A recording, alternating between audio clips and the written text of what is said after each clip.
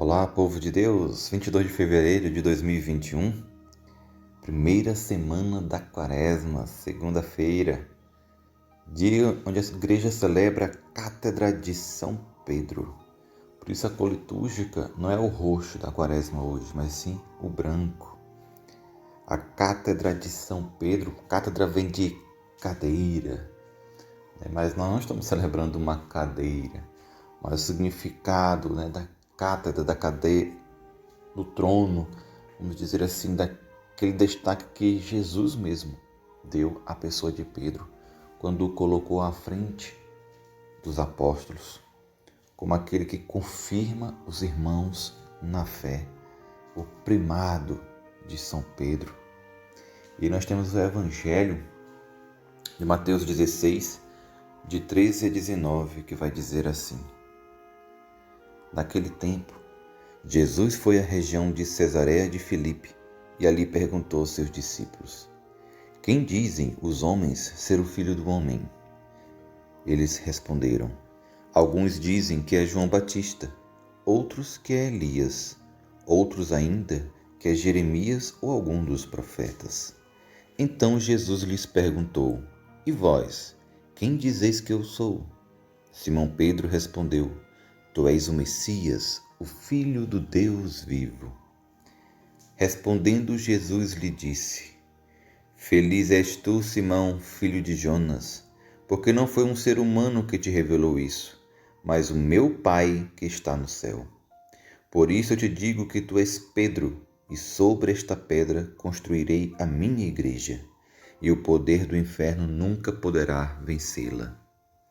Eu te darei as chaves do reino dos céus. Tudo que tu ligares na terra será ligado nos céus. Tudo que tu desligares na terra será desligado nos céus. Palavra da salvação. Glória a vós, Senhor. Meus irmãos e minhas irmãs, aqui vejam bem, Jesus pergunta aos discípulos o que dizem ser o Filho do Homem. Esse título, Filho do Homem, que é dado ao próprio Jesus, que vem lá do Antigo Testamento. O que dizem de mim? Os apóstolos começam a elencar. Uns dizem que tu és João Batista, outros que é Elias, outros que é Jeremias, enfim, algum dos profetas. Então é isso que o povo anda falando de Jesus. Interessante que, se a gente for perguntar hoje, quem é Jesus? Para muita gente nós vamos ter várias respostas, embora a revelação já tenha acontecido. Veja que na época ali dos apóstolos, não, estava acontecendo, as coisas não eram claras como são para nós hoje. Então Jesus perguntou para os discípulos, sim, e para vocês, quem eu sou? E vai dizer que Simão Pedro, na realidade o nome dele é Simão, Pedro já foi o nome que Jesus o deu. A gente pode pensar que o nome dele era Simão, Pedro de alguma coisa, né? Não, o nome dele era Simão, filho de Jonas. Então Simão era o nome deste homem, pescador que foi chamado a ser discípulo, a ser apóstolo de Jesus.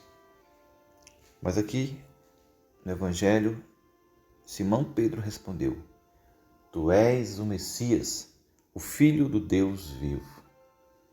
Tu és o ungido, o Messias é ungido, o Cristo.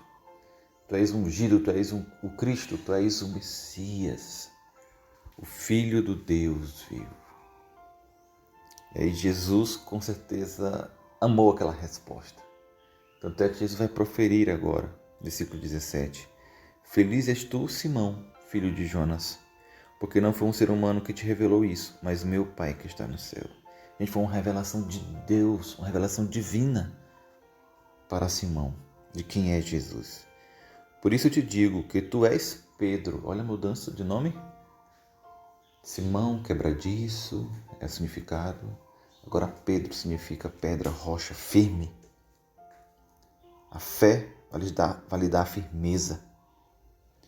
E sobre esta pedra, sobre ti, Pedro, sobre esta pedra construirei a minha igreja. Te deixarei tão firme que vou construir uma igreja a partir de ti. E o poder do inferno nunca poderá vencê-lo. Gente, é a promessa de Jesus. Na sua Bíblia você pode sublinhar esse versículo e botar promessa de Deus. Promessa de Deus. E Deus sempre cumpre as suas promessas. É por isso que nós ouvimos o Papa, que o Papa é sucessor de Pedro. Ao longo da história nós tivemos sucessores de Pedro. E as portas do inferno nunca prevalecerão contra ela. E de fato, meu irmão, se você tiver a oportunidade de estudar a história da igreja, você vai ver como o inferno tentou derrotar a igreja e nunca conseguiu. E nunca vai conseguir. Eu te darei a chave do reino dos céus. Olha só, dar chave é dar poder. As cidades, naquele tempo, elas tinham muros e portões. Então, ter a chave da cidade é ter o poder, decidir o que entra e o que sai. Ainda hoje, simbolicamente, né, tem a chave da cidade, as pessoas fazem cerimônias, enfim, mas são coisas totalmente pagãs, sem nenhum vínculo de fato à autoridade, e que, principalmente, a autoridade que Jesus instituiu a sua igreja, deu à sua igreja, e coloca naquele que é o primeiro, né, o primado, aquele que está acima dos outros, não como dominador, usurpador, mas como aquele que serve, que ama mais e que confirma os irmãos. Essa é a figura de Pedro, essa é a figura do Papa. Por isso, no símbolo, né, do Papa, nós temos ali a chave, que simboliza justamente esse poder, né, o Vaticano ali visto de cima, né, tem um símbolo também da chave, o poder que Deus deu à igreja. E aqui essa parte do versículo 19 é muito importante para nós. Tudo que tu ligares na terra será ligado nos céus. Tudo que tu desligares na terra será desligado nos céus.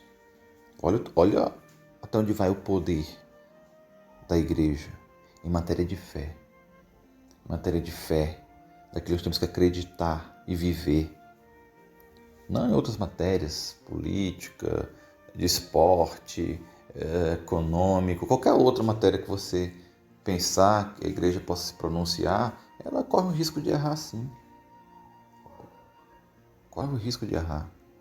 Como errou durante a história, nós temos a terra fica parada e o sol que gira ao redor dela, terra plana, terra redonda, terra oval. Essas coisas, a igreja se pronunciar, ela pode errar.